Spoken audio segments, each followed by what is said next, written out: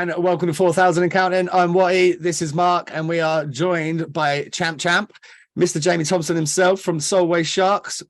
So, champ so far this year, is it? Champ. I'm running out of counting how many trophies you boys have won. First of all, congratulations on a league success and then a cup success and most recently a playoff success. It's been a hell of a couple of weeks for the boys. How are you guys feeling? Yeah, good. Look, it's been good. I think, Spud probably spoke about when he gets on. We always set our stall out. We want to win everything, and that's where we've gone. But this year hasn't been that easy. And certainly the past couple of games, the cup win, after overtime and penalty shots, that felt really good. And then a 2-0 win over Whitley in the final at the weekend. They're the games that you want to be in at any level. Don't want to be blowing teams out all the time. So, getting those wins for the boys was good, and got a couple of the older boys retiring. Dickie's Bentham's retiring, and Horner, who I think is probably the best centreman in our league, is retiring, and it's good to let them boys go out on a high. I saw Richie Bentham's penalty shot, and Grubby told me to go watch it. So he said it's the slowest penalty shot you've ever seen. So well, and I watched it. I was like, he fucking scored, but I was confident. He turned around there, and we didn't have to select any names right away. They went, who wants to go? And Dickie and Boydie jumped up straight away, and I'm staring Spud a hole in the side of his face, going no way. But he says, "Look, I'll score." Spud went, "Go on then," So and he did. So fair play to him. I'm surprised more people haven't ripped him the fact that he thought he had won it and started celebrating in front of their bench and stuff, and still had another shot to go. But no, he didn't. Wasn't it? Someone else was telling us about a near fuck up like that. Wasn't that Grubby? It was something else in that very game. Mark, can you remember? I think it was that incident.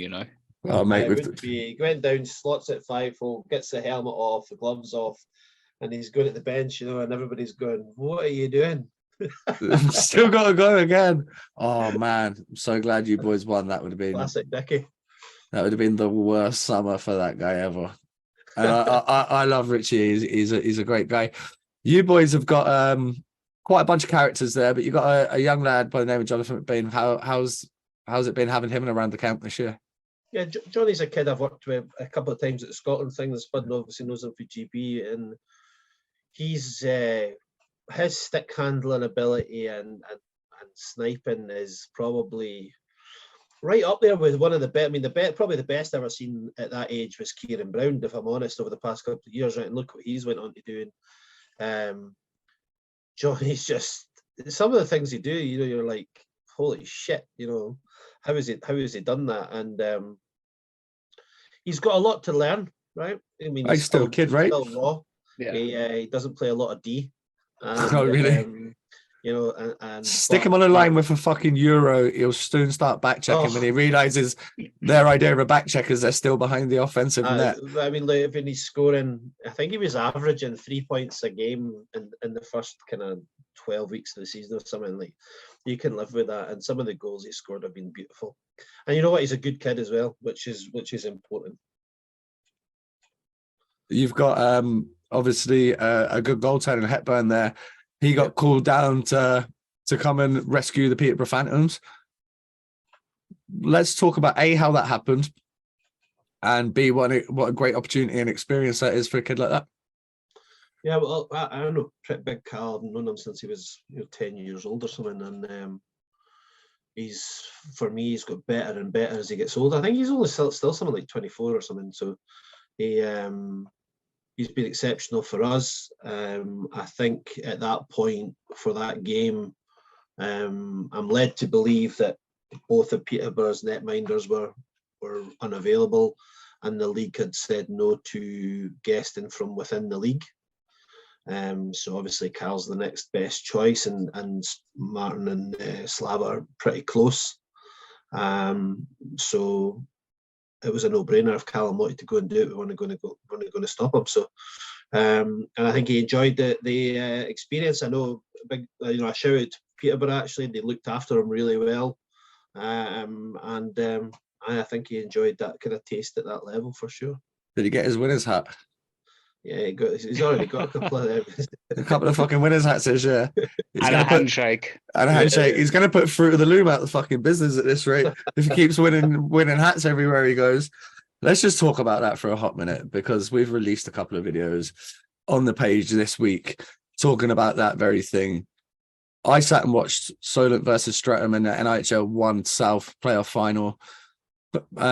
Streatham deserved winners, by far the better team. Solent, they battled hard. They gave it what they got. Just talent-wise, they're not on the same level as Streatham. What I found the most shocking thing about the whole event is, as they do, Streatham go celebrate. Solent console each other. They had 4 or 5 guys retiring. They're doing their consoling thing. They're having that little team huddle you do sometimes after you get a defeat. And then they end up on the blue line. The entourage come out. Tony Sargent's there with a camera. The league plaque or whatever the fuck it is. I don't know. I said on the video earlier. Cornflakes. It's like my notepad. You get the league notepad comes out, and that's on the table. A couple of bottles of Aldi champagne ready to go. And then they call Solent out, and they call them out man by man to come out, and they just have a handshake and a photo. No medal, no nothing. It felt awkward. It felt disrespectful. And I felt like shit for those lads. I honestly did. You just lost. Yeah. 4 or 5 of your boys are retiring, and you disrespect them like that. I just think it's not good enough. I've obviously heard as well.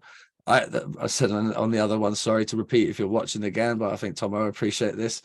One of the Whitley boys reached out and said we didn't even get the handshake in the photo. I was like, that's so good.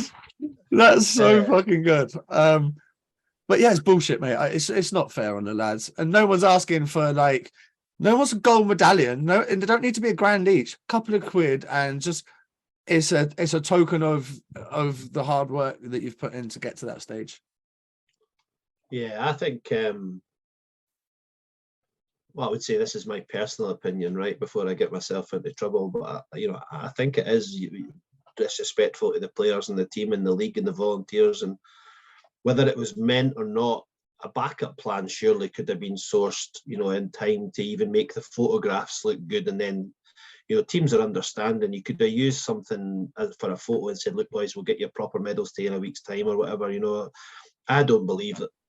I'm not sure. I don't believe there's medals on the way or anything. We won the league a month ago, and the boy from Whitley was right. I mean, fair play to Whitley. They had the choice to leave, and they stood and watched our celebrations. They clapped us all. You had boys like Dean Holland retiring, and he stood and watched all that. And yeah, he's right. Didn't even get a handshake or fuck all for it. So pardon the French, but like, come on. It's not hard to do. I mean, me personally, as a coach, I don't really care about getting a medal or anything like that, but the boys deserve it, right? Yeah. But mine is just seeing them get the credit that they deserve, and it's a nice touch to get one year. But players, they should be walking away with something like that, right? I never kept a loser's medal, and any time I ever played, I probably chucked them in the bin, to be honest. But you still got one, right? And even when I was coaching, going back to what you say, it's interesting that you had the same take. It's like at them conference tournaments. Yeah, as a coach, I'm still a young coach at those things, so I'm cool with the mums and the dads and like the wee sisters and stuff. I reckon 95% of my medals probably went to one of the kids' wee brothers or sisters. Yeah, I gave my caps and stuff. There you go. Like, get involved. The one medal that I never gave away is my GB18's gold medal. Yeah, I've not got one of them, Woody. But no, but the thing is, like, it's a medal. Like, let's call it what it is. It's a medal. It's a nothing. It is literally a nothing other than a medal. But it was what it represents. It represents that band of brothers that got us that gold fucking medal. It represents that 10 days of brutality that you went through to win it. Oh, I mean, I would understand that, especially at a GB level, but even at a league level, at an amateur stroke semi-professional level, I don't really care what anybody says, right? And at the top half of NIHL 1 is a semi-professional league. Yeah. Whether boys are getting paid or not is a relative. The standard, the commitment level, the travel, that's what it is. And last year, I've actually got them here. These are one of the three of the medals that I kept all this time at everything. And that's right. Just for our YouTube, can you hold it still? Yeah. If you're just listening on Spotify, sorry, bring it a little bit closer, Tom. It's reflected off that. There you go. Well, I think the 4,000 accounting ones that are coming look better than that. But yeah, well, look, but I've kept them because we won them, right? So yeah, of course. Yeah, but it's nice for players to have something like that. I know I've gave a couple of my ones and bits to my son when he was younger, and keeping sure my mum and dad have got a couple of bits and pieces from when we were juniors and stuff like that, right? But it's not much. I've heard a lot of people say it's not much. Right? It's not much, and it just gives you a wee bit of.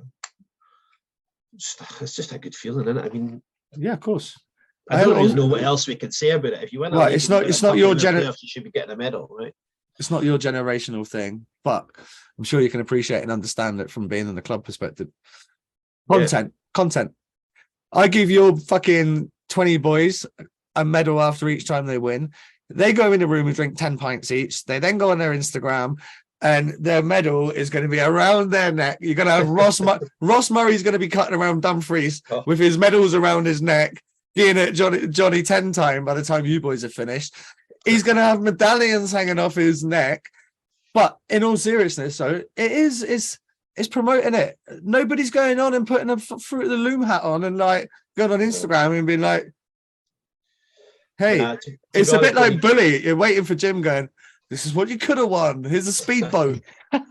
Like, when you what go is around that? the rink in Dumfries, most of the kids are running about with all those hats on, to be honest. Of course they are, yeah. And I love that. So they should be. That's what it is about. But let's move away from the medals because I could stand and talk about that all day. I want to talk about you guys because you guys have had an exceptional season. Yeah. Pressure's probably not the right word. Expectation. You're expected to do this. You're expected to win the treble, in my opinion. In that league, maybe you guys feel a little bit differently, but I feel with the squad you have and the coaching you have and the facility you have and just the way that organizations run, I expect you guys to win that NIHL North, the NIHL North Cup and the NIHL North playoffs for as long as they keep you in that league and you don't end up in the national. I think you're just going to keep winning and winning. Do you think expectations are a fair word? I would think for this season for sure. I think yes. Look, we have to go into the season as favourites after cleaning up last year, right? That's understandably, we lost Stenton and a couple of bodies up the way, but we did recruit well on the back of that as well and filled those holes as best we can.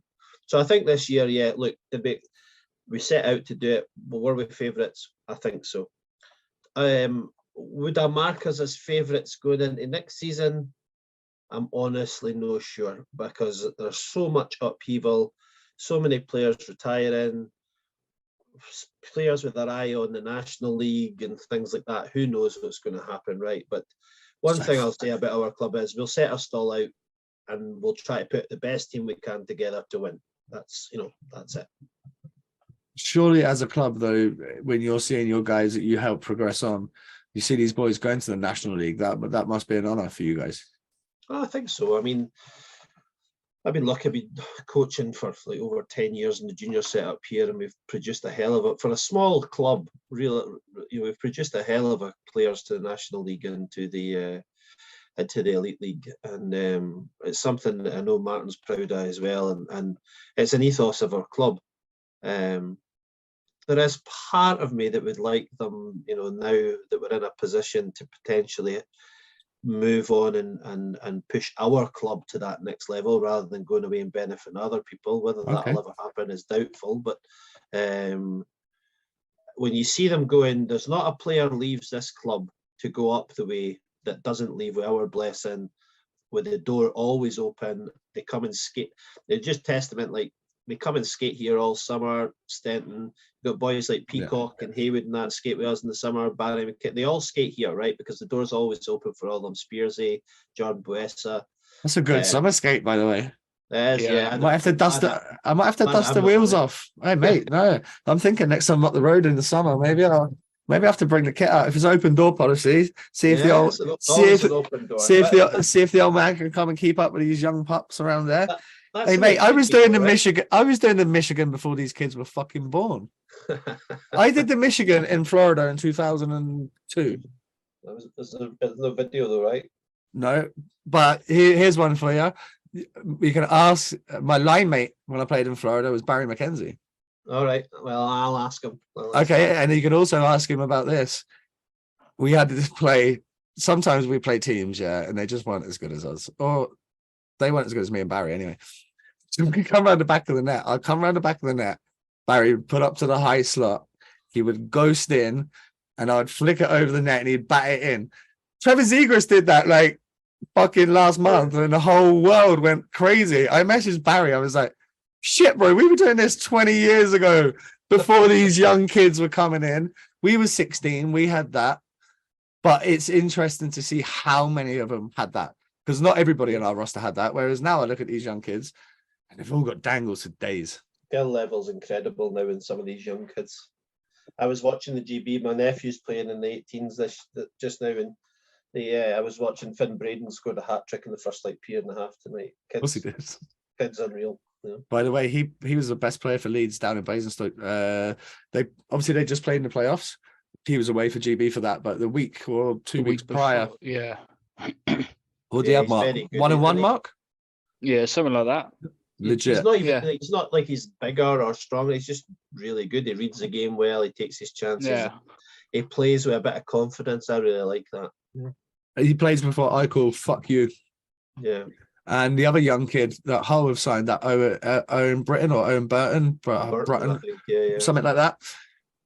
I went down to Basingstoke, chatting to Matty pre-game. He's like, watch this kid. All right. Skates around like a man out there, finishes every hit, strong, drives net, goes to the dirty areas. I'm like, give me a guy like that on my roster, 16 years old. Let's go. I'd have a kid like that on my team all day long. Somebody talked about Grubby, and Ross. It's Mark. How have we still not done this video yet? We've talked about it with everybody, but you've still not done it. Is it time for a special dispensation? Mark, like, write this down. We're going to do this video at some point. We've been saying it for weeks. Yeah, we've written it down as well. We've We've written done it down. everything. Is it time for special dispensation for at least a couple of 15-year-olds across the country to be eligible to, at the very least, skate with professional organizations with the view to at least get on the bench and get some experience? I know we got the what we call the Chelmsford rule, where you're now not allowed to do that till 16. They're not getting good enough. They're not getting good enough competition at their own age group if they're that good. Would you like to see a rule like that come in? Well, the answer to that is yes, right?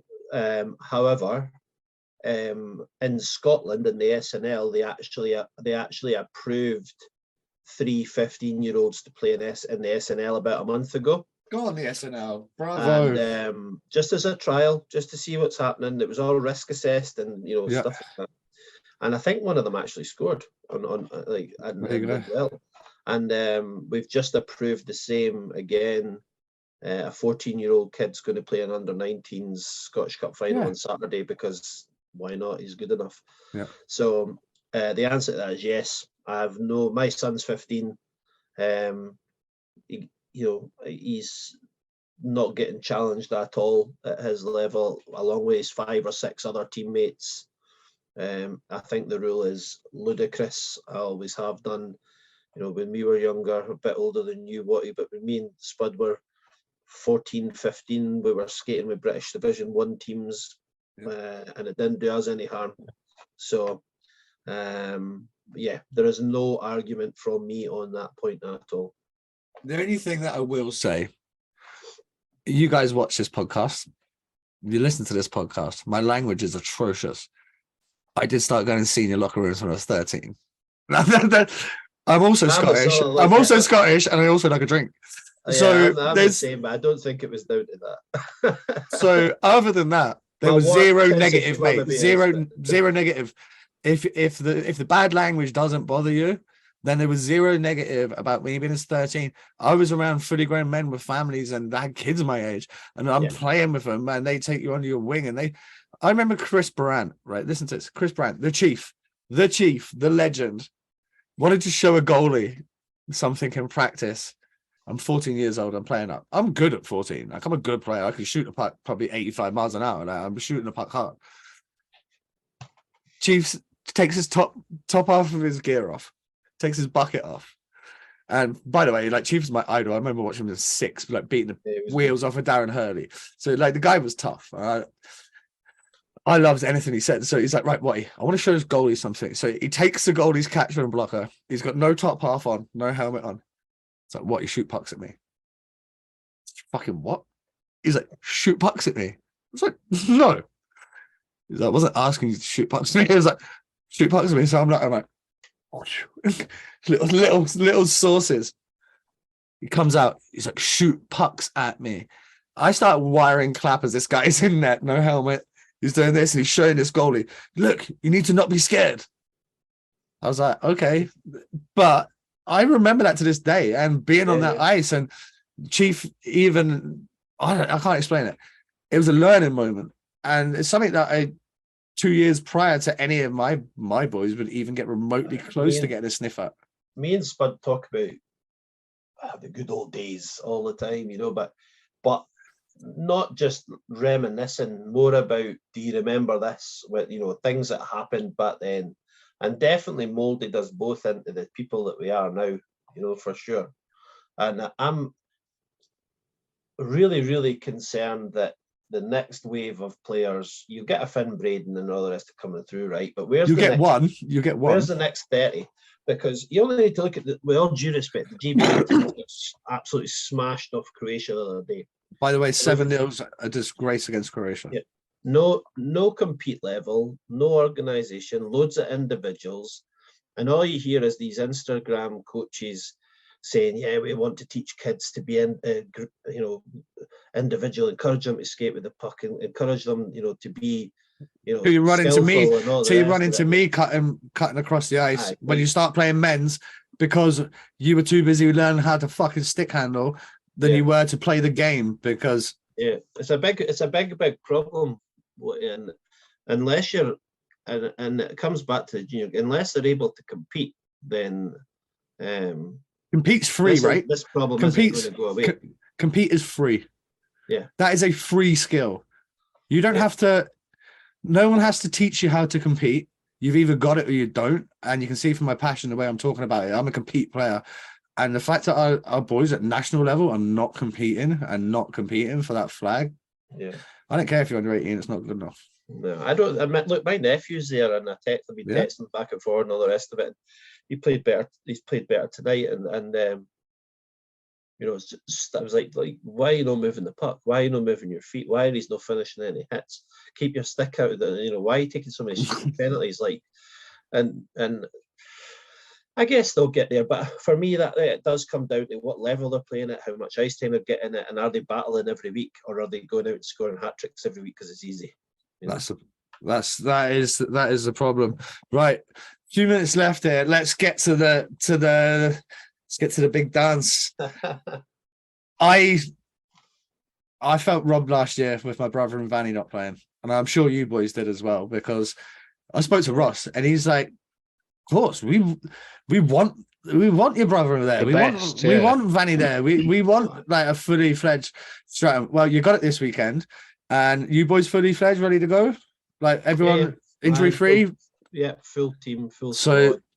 This is what dreams are made of for me, because I'm an advocate of this game. Before it was used, it was Whitley, and I at one point, when Bandy and Mac were still here, we were going to have a summer game, Whitley Bay versus Streatham, because this is when both teams had 7 guys. We were like, we're going to call it the 4,000 Carrot Cup. We're going to bring it into Coventry, Dave Cloutman to ref it or something, and then there's going to be a fucking brawl. But the difference being now is between Solway and Streatham.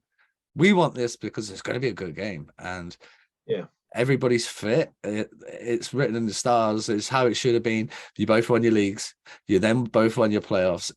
This is for all the marbles. Obviously, I think Streatham would have probably won the cup had they not got. They were 5-0 at the point of Vanny getting 5 games taken off of them, so they probably would have went on and won the cup as well. What we should be looking at is 2 potential Grand Slams. It's exciting, mate. I'm really excited for both teams as well. It's exciting for you guys. Yeah, oh, for sure. I mean, look, I think I watched the game on Monday night, and I thought they played well. So they should be confident going into this weekend. They're a good team. They skate well. They're physical. They play the game the way I like to be seeing it play. There's nothing, you can't take anything away from them. They're a good bloody team, and we are really over the moon with the way that our seasons went so far. This game at the weekend is a massive bonus to both clubs, I would think, and we'll just go down there organised as ever, and we'll play our own game and see what happens, period at a time, So it's an early face-off. Do you boys come down the Saturday night and stay over? Do you come down first thing? So you come down the Saturday night? Yeah, we did. We're doing exactly the same as what we did last year. We stay kind of local, and we'll come down Saturday afternoon, relax, get a team meal, stay, and play the game, and then go home. I'm not, unfortunately. My son's playing in the Scottish Cup final for Solway against Fife on Saturday, and it's in Aberdeen of all places. Of course it is. Of course it is. I'm flying Aberdeen to Heathrow. I'm getting the tube into Houston. I'm staying in Houston Saturday night, and then get the train up to Coventry in the morning so I can be there. So you should have sent us a message, man. I could have got you the hook up from Heathrow. Someone could have took you up to Coventry, man. Oh, just a nightmare. But to get to see your boy potentially win the trophy, that would be awesome. Well, look, I don't want to go all that way and then not go home on a party bus. So let's see what happens. But I'm sitting here confident in our ability and our team, but I think it'll be our hardest test to year. I think Streatham are offensively are certainly better this year. They've got a really good netminder and the kid that played on Monday night. I'm guessing he'll probably start. Milton. That's who we would pick if it was us. We both, me and Martin, really like him, and I think it'll be a really good game. It's a shame it's a 12 o'clock face-off, if I'm honest, but me too. I think it'll be a really good game, and let's just as long as we make a good account of ourselves, we'll be happy with that. Being in the separate divisions, the North and the South divisions, whatever, do you actually get a chance to see like the likes of Streatham throughout the season? Is there enough footage and like game highlights for you to? You'd be surprised what you can get a hold of. I mean, I think we've watched half a dozen games from their season. To be fair, a lot of them weren't great because depending on who they were against and all the rest of it. But just dummying teams, and you're not going to learn anything from watching that game tape. And I think, look, a lot of their players are obviously our brothers playing, and we know Antonov pretty well from when he was in the GB setup, and so a lot of the players have been about a while. I don't think either team are a surprise. I don't think there's anything hidden. Both teams know exactly what each team does and the way they play, and I just think it'll be a really fast shootout, if I'm honest. I think goaltending is going to play a massive role in the game. I've got 2 more questions because they just sprung to me, and because it's relevant what we've been talking about on our channel. We were disappointed with the numbers across the National League 1 North and South finals. The attendances weren't great. Bearing in mind, you guys had over 700 in versus Billingham in the Cup final. Invicta and Chelmsford were sold out in the quarterfinal. Streatham were 9 sold out for their tie against Milton Keynes, which everybody knew they were going to win, and it was still pretty much sold out. And then you're going down to like half of those numbers with all of the fans. It doesn't make sense anymore. Would you think it would make more sense to go back to a head-to-head between the finalists? You do? Absolutely. From a business point of view, from a fan's point of view, from a player's point of view, a neutral. I'm not a big fan of these win a game or win 2 games and win a trophy kind of comps, right? Me neither. I just don't like it. That's why we focus on the league and stuff like that, because we believe the best team ultimately wins the league, right? Because you're consistent, you've got depth. anything can happen. This game on Sunday, anything can happen. It's a roll of the dice, right?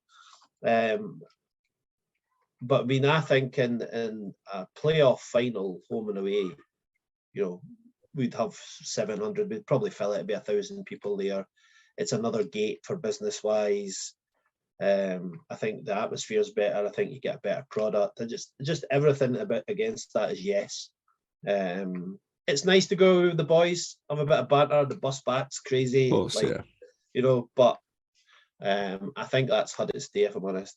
I mean, our fans were spectacular at the weekend. I mean, you should have heard them singing "Flower of Scotland." Nice. It's the first time I was actually pretty emotional on the bench. Like I'm get your shit together, boy. Let's go. I'm as thick as a rock. Like I wanted to go to war. I'm ready to jump on that. I was ready to go. Yeah. And there was only like 150 of them there, and I was thinking, imagine if this was at home. There's like 600 or 700 home fans singing "Flower." Like you would have been absolutely buzzed. And that goes both ways for Whitley. They have a great support. Billingham Stars have a fantastic support in the north. And I just think we're doing the fans a bit with these kind of games. And the boys.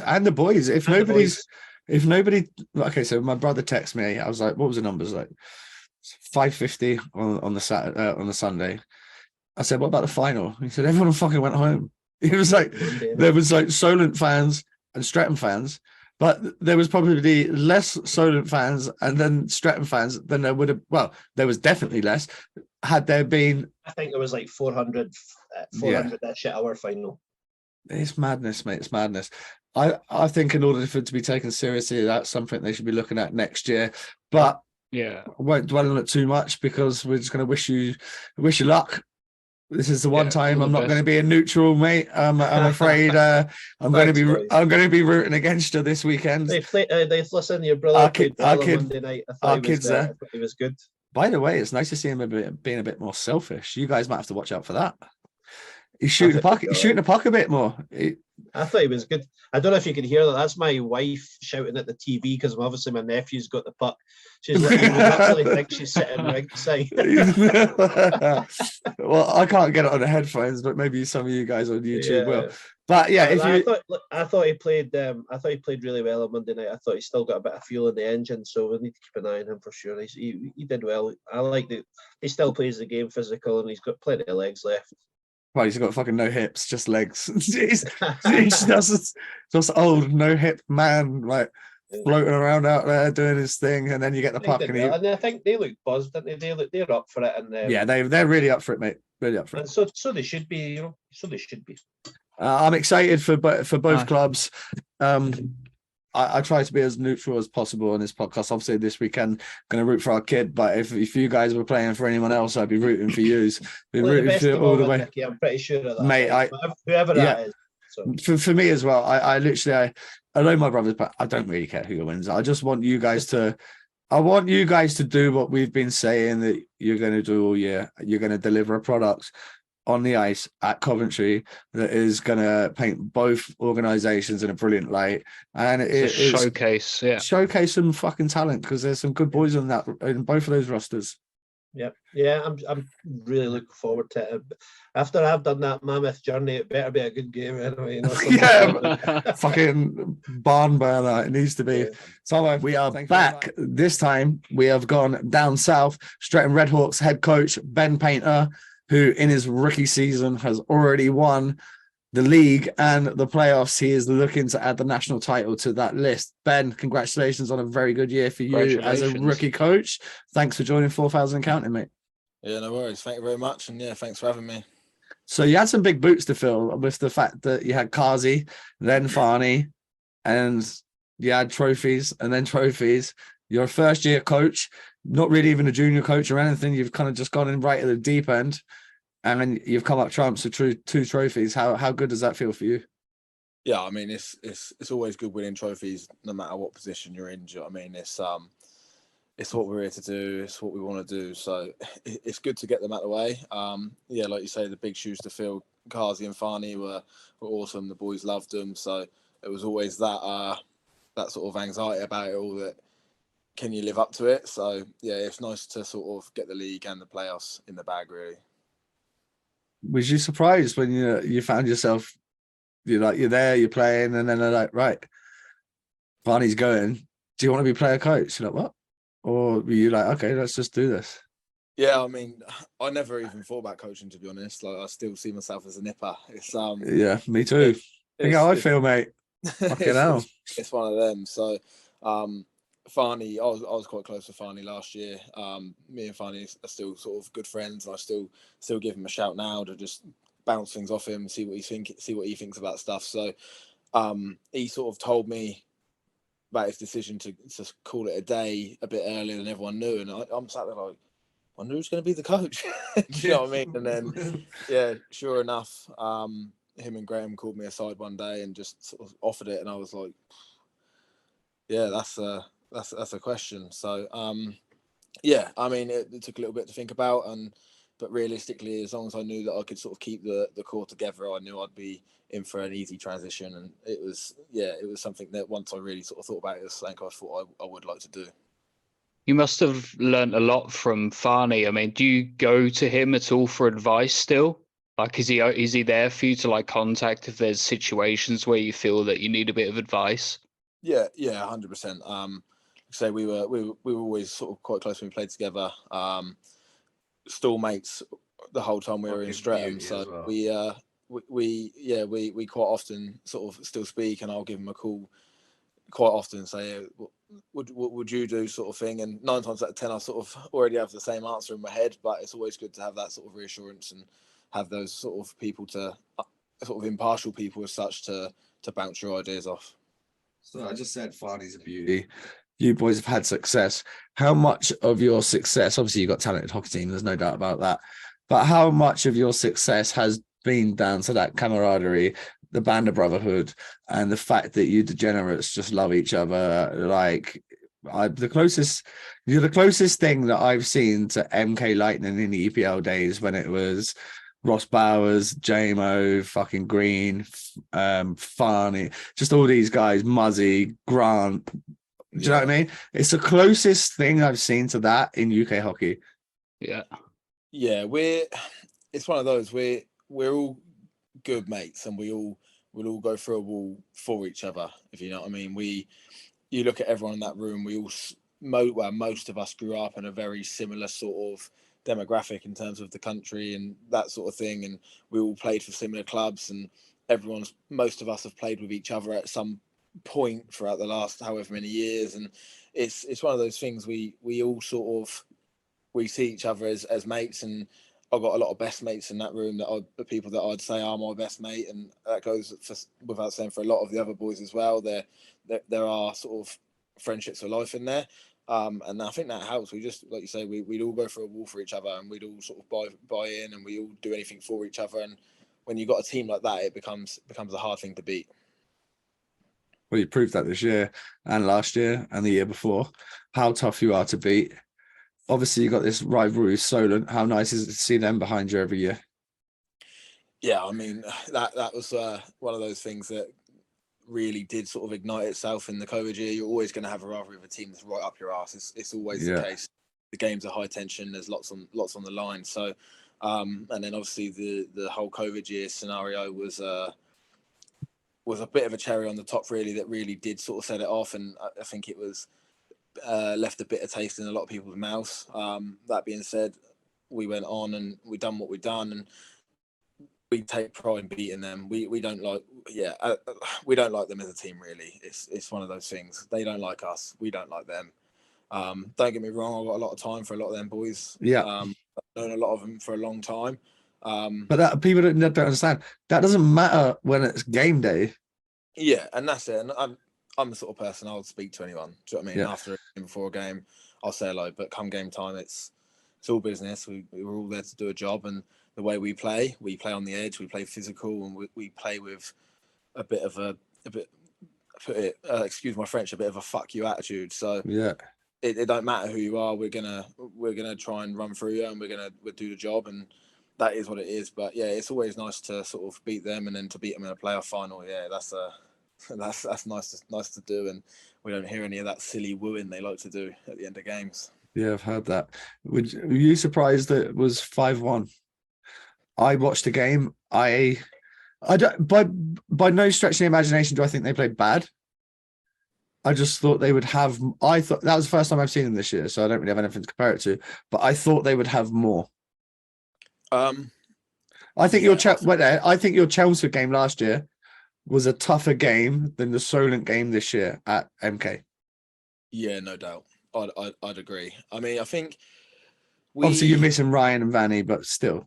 Yeah, I think we went into that game expecting a tougher game. Whenever we've played them, it's always a battle. And whether that's in their barn where it's carnage end to end, just like an absolute slog, or whether it's we go there, we play them at Streatham and we have 60 shots and Chico... 60 shots? Yeah, Chico will only let in 1 on 60. And it's like, we've really had to work for what we do. We made a stat about that, didn't we, Mark, last year? That was one of the graphics. I think he came into your barn and I don't even know what the stat was. It was like 98.7 or something. I hadn't seen it before. It was that stat you just said. It was like 1 goal and 60 shots. And even when we managed to beat them sort of in our barn, it's always the same. We have to work for it. We never really, it's never a game where we go there or they come to us and we walk over them or anything like that. They're a hard team to play against. They may not be people, they may not have like all the superstars that everyone's talking about, the people at the bar or anything like that, but they work. You got Mark Pitts, he will not stop all game, and they've got a lot of guys like that they battle, and that's something you can't take away from them. They're a hard-working team, but I think come that playoff final, I think on the big ice as well, that MK ice is even bigger than Streatham. Yeah, we played well. There's no doubt. I think we played well. We all bought in. We were all going. We had no passengers. And I think they were probably tired from the night before. They had a tough game the night before. And I think that probably took its toll. But it's a bit of both. I expected a bit more from them, but at the same time, we were flying. From the first shift, we were going. So, yeah, it's one of those. Sorry, go on, Karen. Sorry, I didn't mean to interrupt. It's one of those. We expected it to be a tougher game. We all emptied the tanks, don't get me wrong, and we worked our bag off as well. But yeah, I expected it to be a bit closer. Yeah, I just because, like you say, touched on the way that the games have been. I expected it to be a bit more like that. You said about them having a tougher night the night before. I don't know. We keep forgetting to talk about it. It's just popped in my brain now, so I bring it up because he was there. What's the deal with Husker throwing his fucking stick in the crowd? Pretty sure you're not allowed to do that. I mean, yeah, apparently he actually fully chucked it in the crowd. Yeah, I'm not sure. I can't really comment. I didn't see the whole thing. We were in the building. We watched it. But I didn't necessarily. I don't think anyone really knew where to look because they scored. They managed to tie it up, and it was a bit surreal. And yeah, next thing you know, he's getting a match penalty. But I mean, I've played against Husker for a long time now. He's not the sort of person that's going to go and throw a stick at a fan or anything like that. It's a frustration thing. It's one of those things. We've all been there. Do you know what? He wants to win. He's a competitor. He wants to win trophies, and it's one of those things you do it, and as soon as it leaves your hand, you think, "What have I done?" Yeah. And you know what? He's like I said, I've known him a long time. He's not a bad guy. He's not the sort of person that there's certain guys you think threw a stick in the crowd. That was probably on purpose. Yeah. He's not that guy, and you know what? He's probably I don't know what they'll do, but let's be honest with the IHA, he's probably gonna get a massive ban. Jail. He's a guy at the end of sort of coming to the end of his career. I'd say at his age, it's not going to be it's not ideal for someone like him to be sitting a massive ban. And you know what I mean, a team like Invicta, they're on the rise. You never know if he's going back there next year, but he's a guy that's got a lot of experience and can put the puck in the net. So to lose him on a team that's really having sort of a massive rebuild, it's not ideal. So but we've all been there. We've all done silly things in the moment, and yeah, it's one of those. I've done plenty. So I just because we meant to talk about it, it's popped into my brain there. You was actually there at the event, so it makes sense to ask you. You touched on like guys hanging them up, and you also touched on Chico being a fucking weapon. I don't know how Solent replace Chico, Lockie, Fitzy, and Pitsy. That's 4 guys off that roster down south. Unless they can wangle some of these guys coming out of Basingstoke, Solent, I don't think will be second next year. That's for sure. No, it's a difficult one. You never know what's going to happen. You never know who's going to end up where. And the Basingstoke might be might be a bit of a blessing for Alex. Like I say, it's only half an hour down the road, 40 minutes down the road. So that might pay virtues to him really. But Chico is a goalie that he's kept them where they are in league standings and competitive for years. Do you know what I mean? Been unbelievable. And he's one of them goalies that thrives off having loads and loads of shots, and that's what he gets. And in that rink, it's not easy for goalies, and he plays that rink well. And he's the reason. Some games, he's the only reason they've won a game. And Do you know what made me laugh though? Hands on his head. Right. I was watching the stream and they're like, and we're going to be announcing some retirements at the end of the game. And it was kind of like the old Charlestown Chiefs thing. We've been handed the lineup, but we can't tell you anything yet. And I was like, oh, for sure, Alex Murray, Drew Campbell, fucking, I'm rattling these guys off, and then they announced those four. I was like, that's the thing. is Drew doing it again next year? Wow, like, come on, Drew. I put a message in our group chat yesterday, like, out of all the players that retired, Drew Campbell's still going to be playing next year. Yeah, he's going to be going. Like, this guy's got iron lungs, bro. Like, what the fuck? He likes a beer as well, so I fucking no idea how he does it. Drew's a good dude. It's funny because he always says, "Oh, how's your dad?" That's, you know what I mean. He's like, "How's your dad?" He's like, "Yeah, my dad's all right, mate." And, younger than you. he still does a job there, and they've got a lot of young kids coming through, and he's been around forever, and he still snaps draws back, and yeah, he does. A lot of Hillberry, so it's one of them, and he'll just keep going and just keep on going. I love it. I think it's great because he's a Buffalo legend, and it always used to piss me off watching him play for the Buffalo. Because when he was in his pomp, I'd watch him. I'm like, Drew, what are you doing? Go and fucking play for somebody. Yeah. And then he kind of waited, and then he went to Solent, and then he dummied like the NIHL 2, what it was then. Yeah. And then he stepped up, and he was still doing it. And I was like, okay, good. This is where you should have been at this sort of level. And he was really good. And I can't believe that he's still playing. What is he, 40? I mean, I'm 36 now, mate. Like, he's got to have close 10 years on me. Yeah. I think he had a pretty cool moment last year. I think his son was the backup goal. Yeah, that's a pretty cool moment, being able to sort of have your son in the lineup with you. That's pretty cool. So yeah, look out. 2040, what, he's making a fucking comeback. Fuck yeah. It's going to line up on Brody's wing. I'm going to be 125 kilos by then. Like, just ready. As long as I have to skate, I'll be fine. No, but jokes aside, you boys, exceptional season. How's it been controlling baby Watty there as captain? He seems to be a lot better this year. I believe before his actual ban with a hit, he only had like 4 minor penalties in the first like 6 games. I was like, feeling all right, bro. What's going on? It's one of them. Watty, sort of give him Watty the captaincy this year. Say Watty, your brother Ryan. He's been around a long time. He knows the game as well as anyone in this league. He does.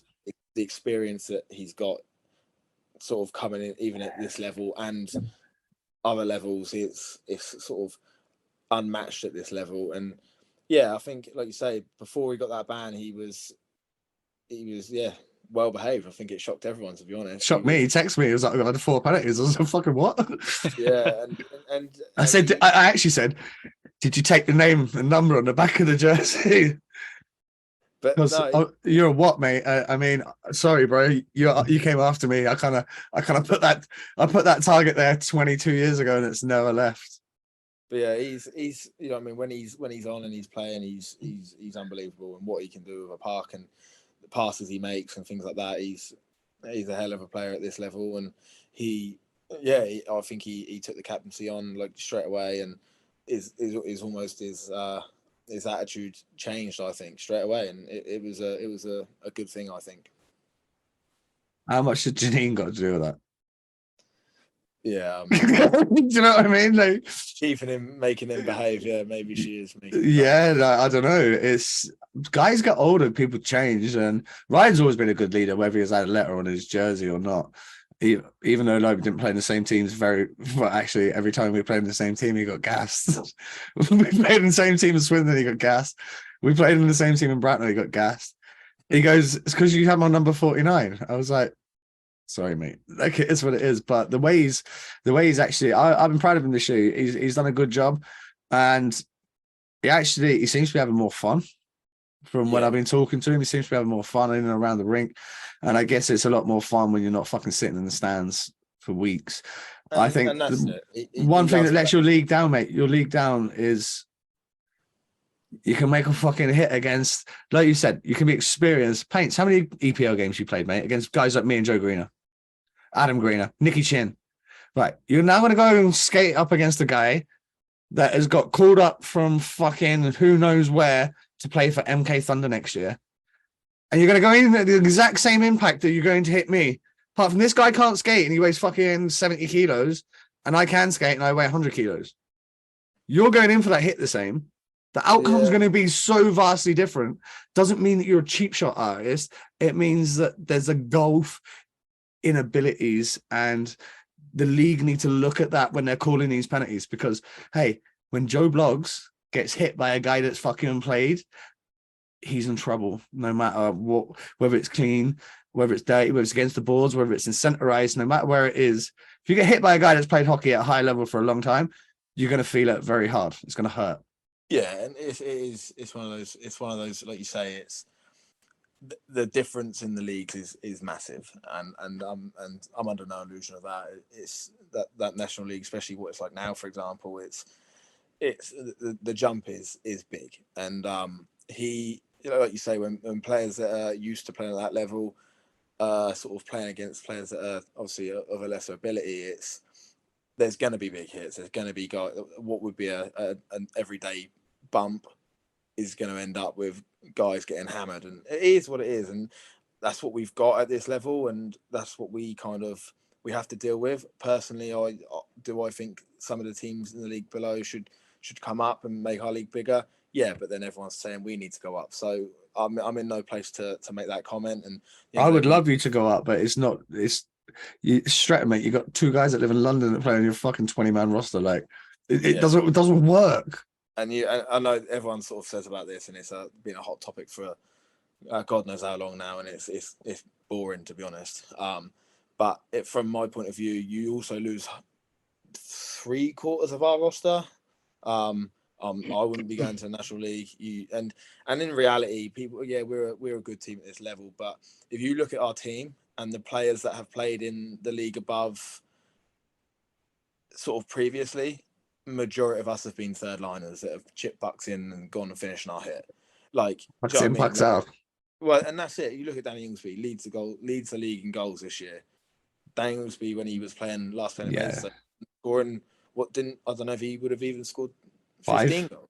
Do you know what I mean? Like 5-10 goals, maybe. Like, and at this level, he's a great player. But the level up, he's and do you know what? I think he's a different player to when he was last there, and I think he would have a way more of an offensive impact. But he's a role player. But at that level, he is more of a. He's a role guy. When he was last there, he was a third liner, and that's like a lot of us. So the calls for us to go up is people that don't really know much. Well, outside of my brother and Vanny, you're all third liners. Whenever you guys played against me, like, because you all started your careers playing against me when I was still there. In fact, some of you third liners, some of you weren't even in the fucking league. Yeah. Like, not that they shouldn't have been, but the Ely Newman boys were playing for the fucking Hornets. They should have been playing for the Bees. That's a different conversation altogether. But the point of what you're making is you would have been there. You'd have been playing third line. Dingle would have been there. He'd have been playing third line. Ryan and Vanny would have been, they would have been up in and amongst the mix. But yeah, you're a team of, and what I said, like, look at Ryan Sutton. He stepped down to Solent. We used him as an analogy in a podcast a few weeks ago. At Basingstoke, he might chip in one season out of fucking 7. He might get 30 points. Most seasons, if he gets 15 points, you'll be happy. In your league, Suts will get 60 points. Paul Petts, if he steps down, Paul Petts will get 60 points in that league if he stop. Hallam, they would, if they step down, they'd be about, you stick them on a line with, I don't know, Ryan and Brandon Miles, those boys they'll score good points, right? Yeah. They're never going to score that in the national. You could put them on a line with Sidney Crosby and Ovechkin in the fucking national, and they're not going to score 60 points. It's just not going to happen. There's a difference. And that is in my mind, that's it. Regardless of the fact you'd lose half our roster because we don't. I don't have the time to even consider playing at that level, like at all. And most of our roster don't. And then that being said, do we want to, like you say, you then become a role guy that's going to hold to then get 2 shifts a period to go and make 2 hits, dump the puck in, and hopefully one hits you off the leg and goes in. And it's one of those where we play it because we enjoy it. We play with all of our mates. And people bang on about budgets and all this nonsense. Like, no one's getting rich, are they? No one's getting rich, and we're all there because we love being there. And we car shares, isn't it? Well, I don't think people realise how many of you boys travel down and practice together, and it's one a Thursday, one a Sunday. Like, I don't know if you do it the same as me and Bairdy and Skinsy and that when we went to Swindon. We either did it depends who wanted to drink, really. That's and because Dean Skins wasn't a drinker, that was normally a Brucey bonus. That meant Skinsy would drive the weekend, and then me and Bairdy would be like, right, you drive Tuesday, I'll drive Thursday. And that's how it was. So you might think the budget. No, not that budget is saved by the fact that you've got fucking 4 guys in a car coming. They're paying their own way to go to the meeting point, wherever if they're meeting in Camberley. You're paying your own fuel to get to Camberley, and then whoever might get fucking 40 quid. It's not a lot of money, guys. I don't know where you think the money's coming from. And that's it. We, like, all the boys are jumping in together, and you know that comes down to other parts of why we're all so so close, because everyone's driving together. We don't get the bus trips that a lot of teams are getting because we're all sort of not in London. It makes no sense, and I think we're all sort of, the boys are jumping in together and driving together and sharing the lifts, and it's one of those things where we that's another reason why I think we sort of all get on quite well. We all drive together, we all meet up, and off we go, sort of thing. Who's been? Sorry, Mark, comment. I was going to say also you got the financial thing with the imports potentially going up to 3 as well for a club like Streatham. Like you say, a lot of the guys are there for each other and that, and then you're going up to that next level. The seriousness gets even more competitive because you've got a lot of teams spending a lot of money, and then you've got Streatham who have quality players, but depth not so much in the national. And then, you've got the financial impact with imports. And especially if moving forwards with 3, like you say, housing in London. Yeah, good luck. Well, because not only do you need to house 3 imports, you need to house 3 Brits, because you don't have 3 Brits on your roster good enough right now to be super. Do you know what I mean? You don't have a Kieran Brown, Shudra, etc. So you then need to find those kind of guys, which means you then need to house money at them. You've got to throw money and then a house, and then you've got your ITC cards. I don't think people really understand. Whereas I think Solway are better situated if they were to move up on the basis of they have so many guys that are there already. The nucleus live there. So a fucking 3-bed house in Dumfries, probably looking at $650 a month, 800 quid a month, something like that. And that's the thing. You'll get a parking space in London for that. You've also got the element of the amount of guys that drive past the National League team to come to Streatham. Yeah. So all of a sudden they're playing National League, and why am I driving to Streatham to do this? And all right, we love it there, and we got a good group, but you'd lose half the team anyway because they don't want to play that level. And then the guys that are left are going, well, okay, half my mates have left, they're not playing anymore, so I'll go play for the local team, and bang, it's gone. It just doesn't make sense.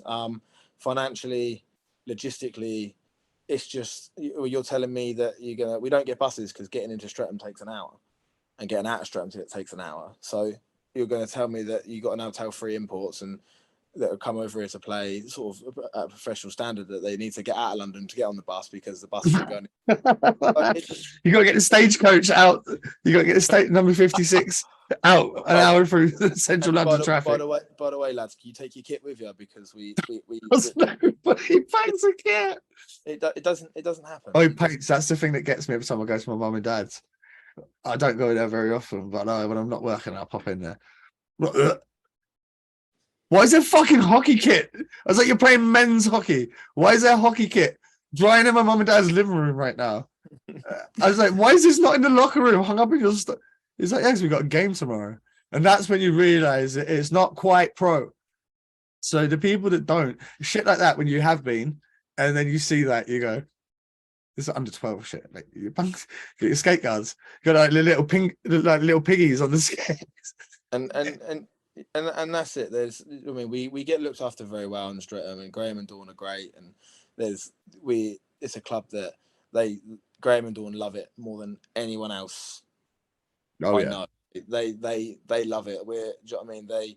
It means the world to them. The boys mean the world to them, and do you know what, that resonates, and it goes. Everyone sort of really buys into that whole sort of thing that everyone here cares.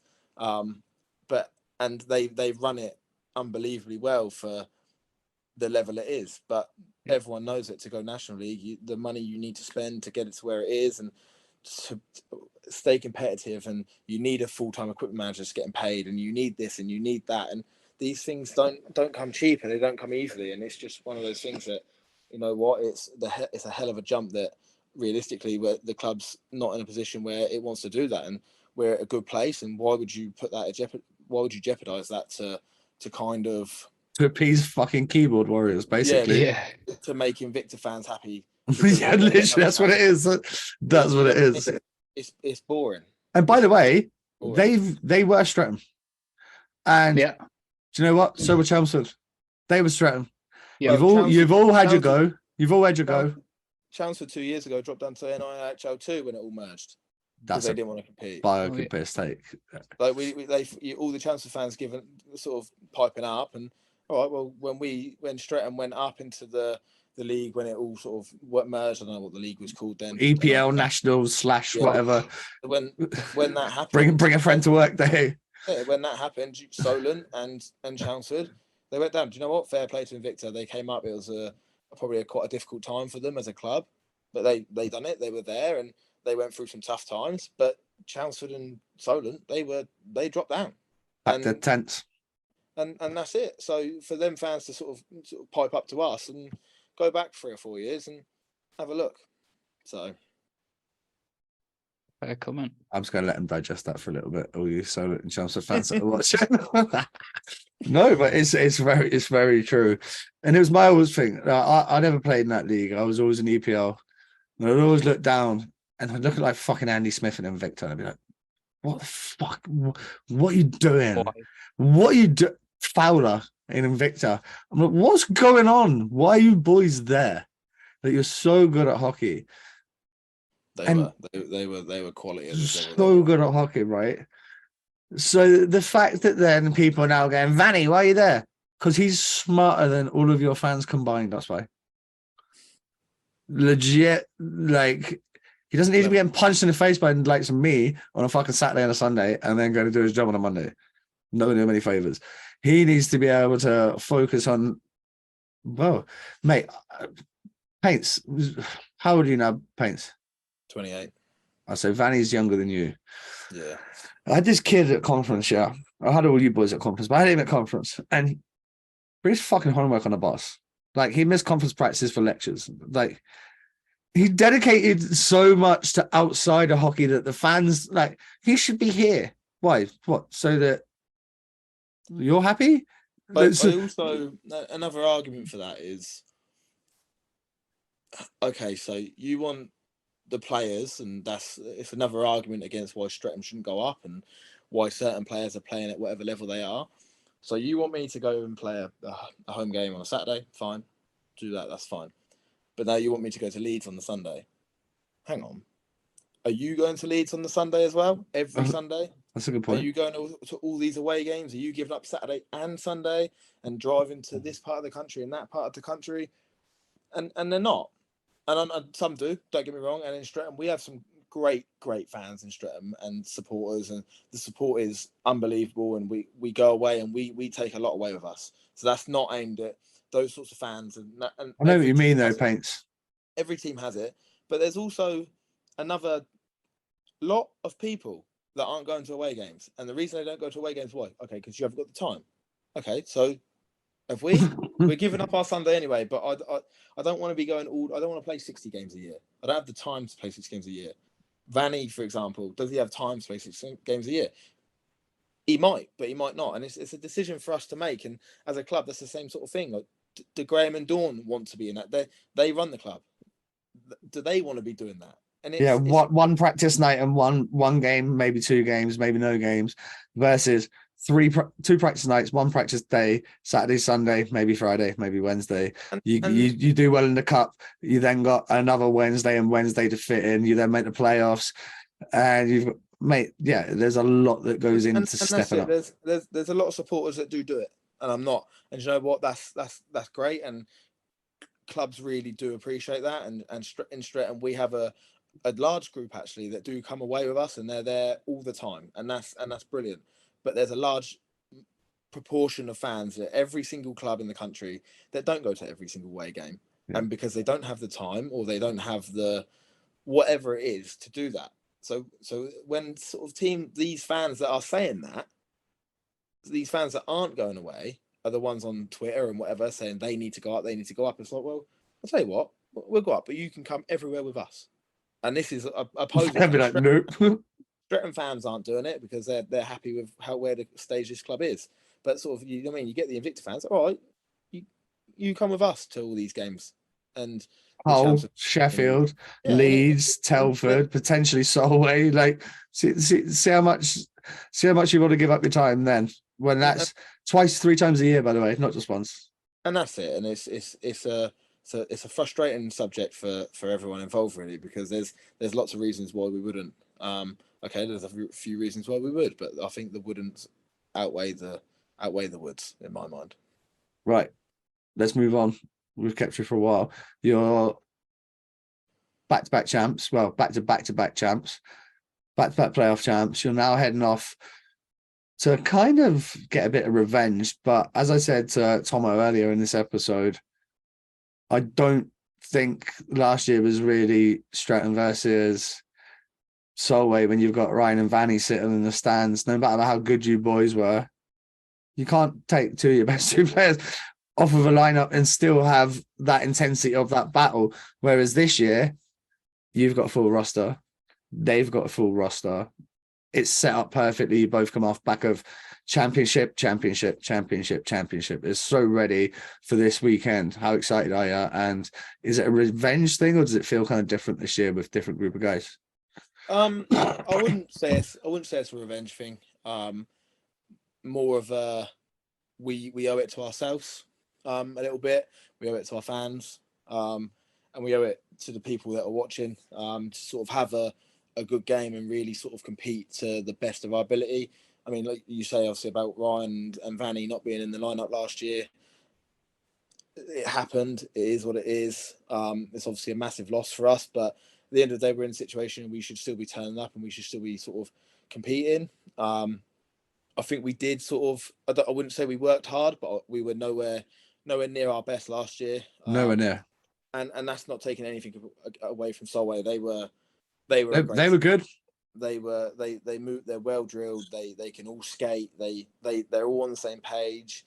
They stick to their systems. They really can.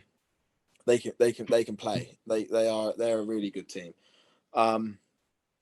Did they force us into playing the way we played and not to our best?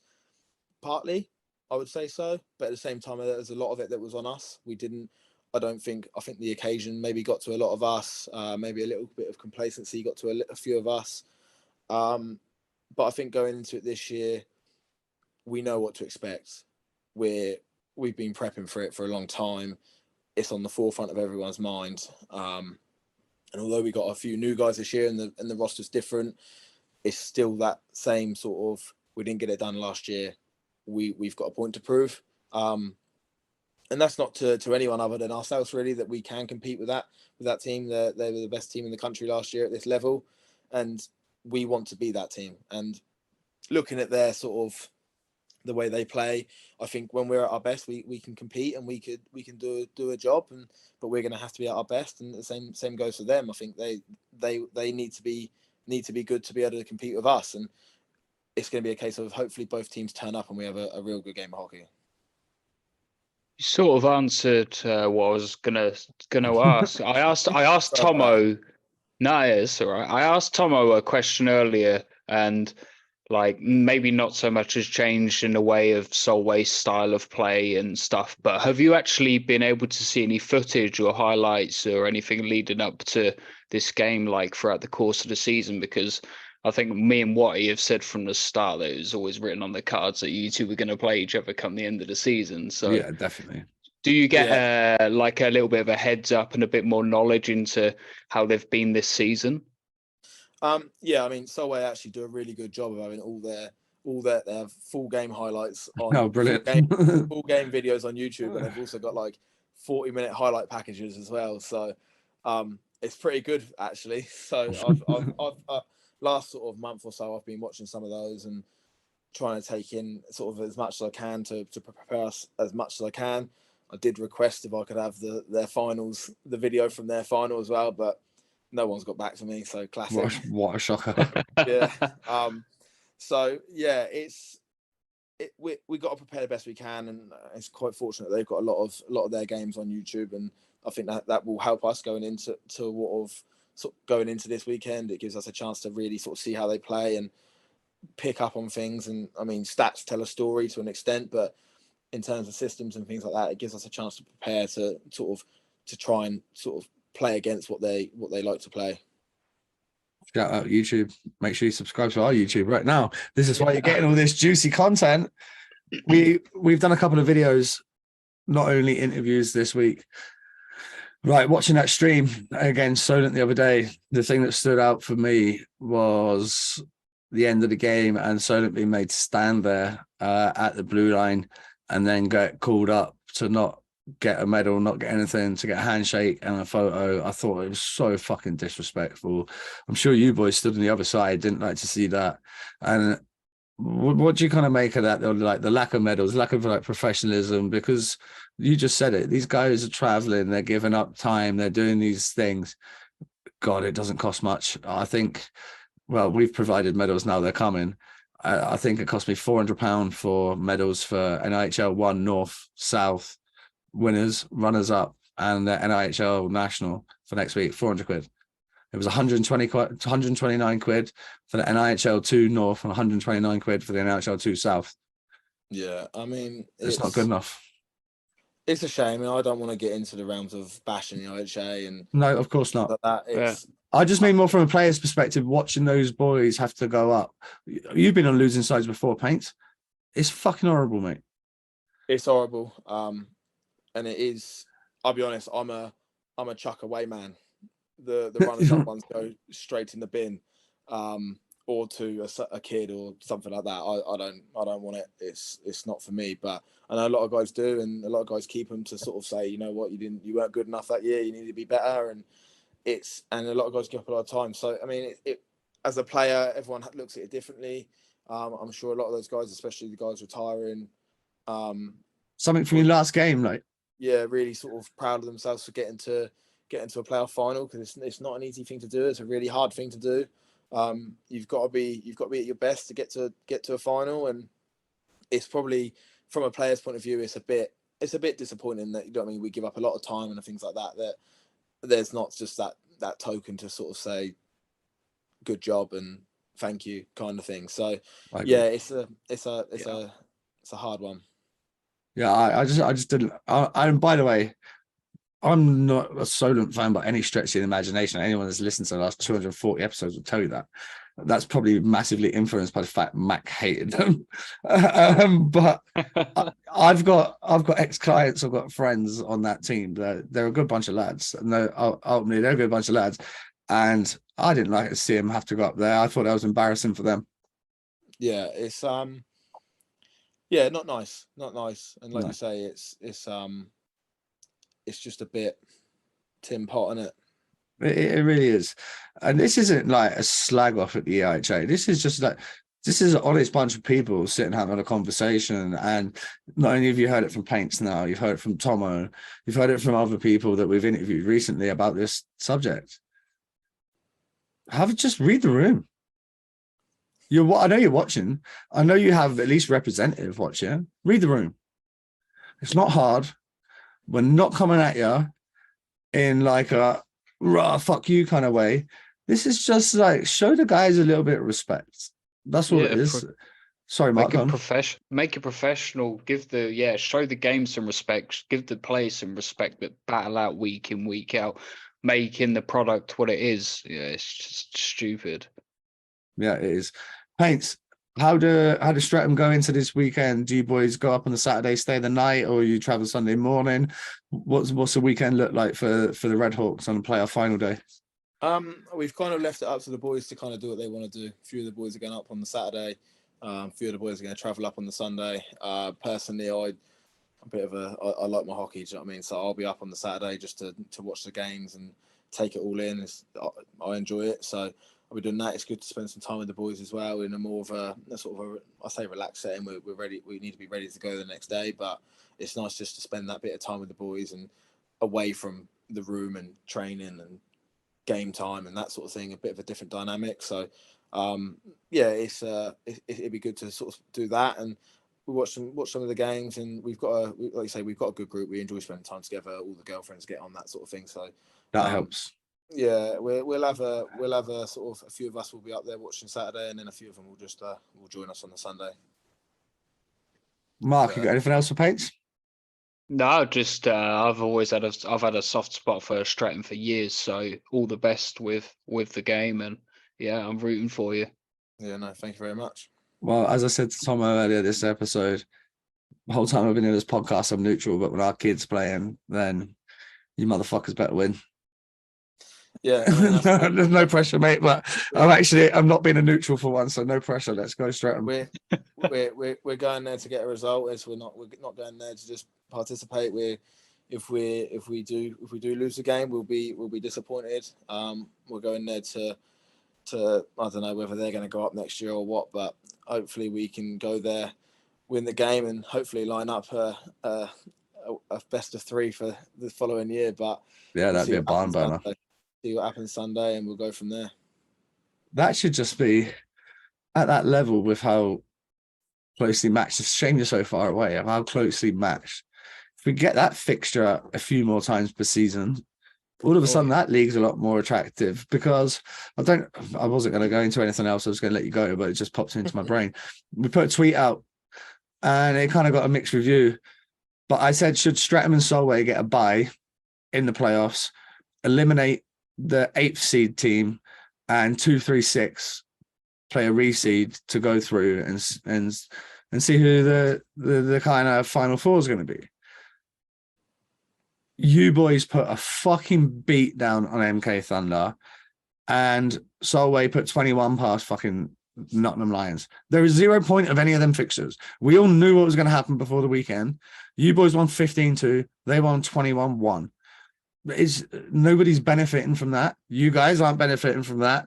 It's a waste of fuel. It's a waste of diesel emissions on the fucking planet. Like, it was never going to be anything other than that. How do you like that idea, or is that a bit short-sighted? Obviously, you guys would potentially lose a gate, which that's business-wise, you lose a gate. That sucks. But competitive-wise, you shouldn't just get in the playoffs because there's 8 teams.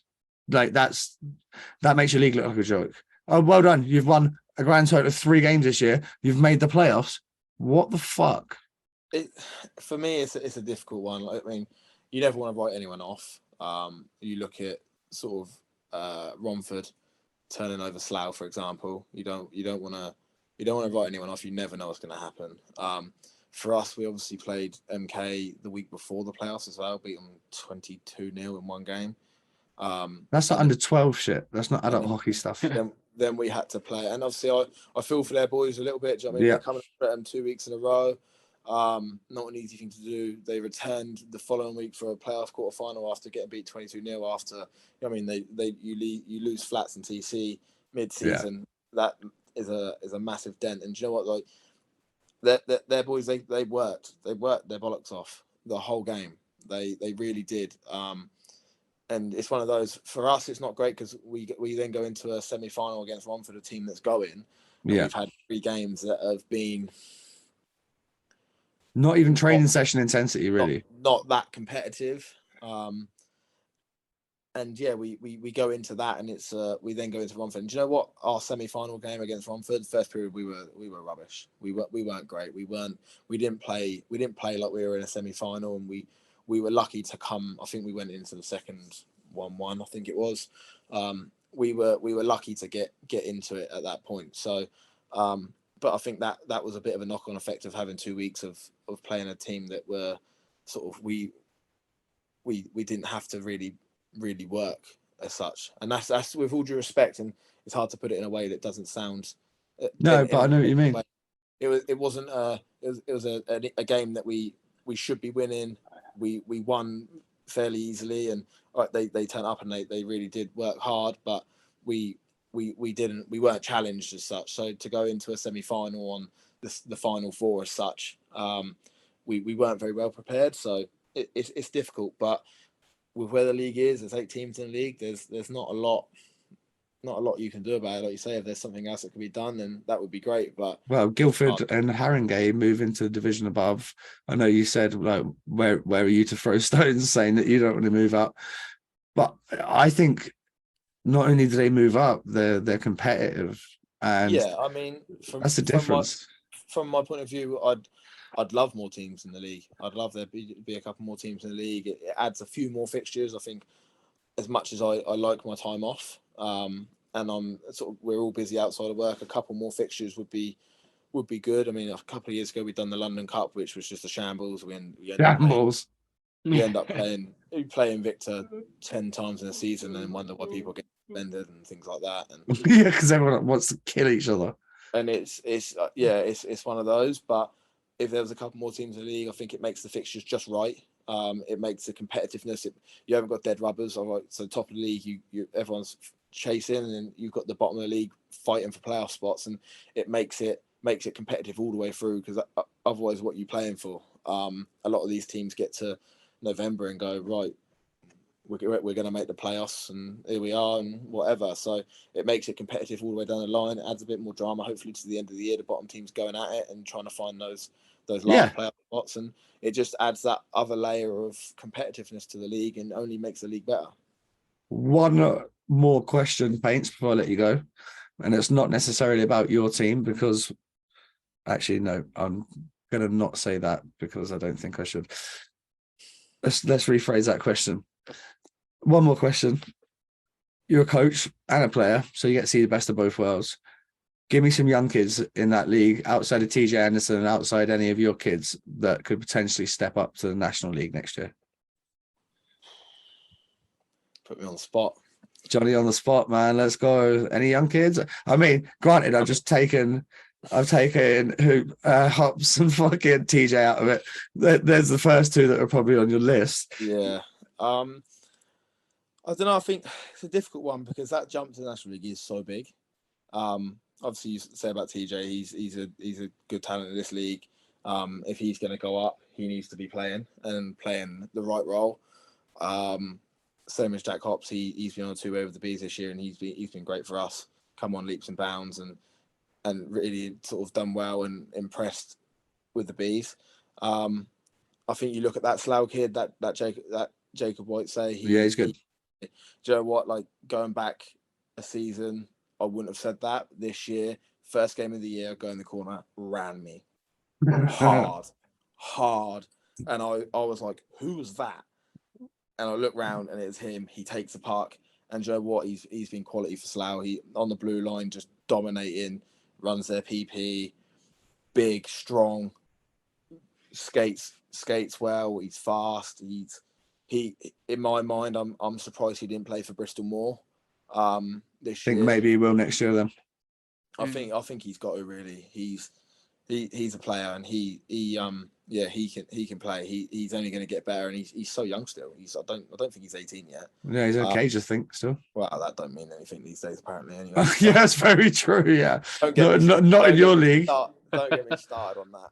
Shouldn't be allowed. Do you know what shouldn't be allowed? A fully grown man taking both his gloves and his stick, putting them on the floor, and then doing his face cage up at a fucking National League final. That's just right. Learn to slip your helmet on and off if you're going to wear a cage for a start. I do not want to see a fully grown man with his stick and his gloves on the ice so that you can push it. Do you want to get your mummy to push your chin straps in and they're a little bit tight? What, are you fucking kidding me? What are you doing? I saw that in the stream at the weekend, mate. I'll be honest. I see a lot of gloves and stick on the ice during national anthems. I'm confused. I don't. That might end up on our finalists next year. To be honest, I said this to someone last week. That I don't understand. £150 fine. Yeah. Do not put your fucking sticks and gloves. You only put a helmet on. It's not like you try to tie your skates with gloves on. It's a bit different. I don't understand that. But yeah, whatever. But yeah, Jake, back to your question. Jacob White say he's the guy. He will be a player. Give him a few more years and he'll be good. Guys and girls, if you haven't already, please do subscribe. This has been our National League 1 South versus North playoff preview. Who have you got? Do you have Mr. Paynter and the Streatham RedHawks, or do you have Mr. Thomson and the Solway Sharks? Let us know in the comments below. We will see you again for another. Try that again. We will see you for another episode again very, very soon. But for now, peace. Peace.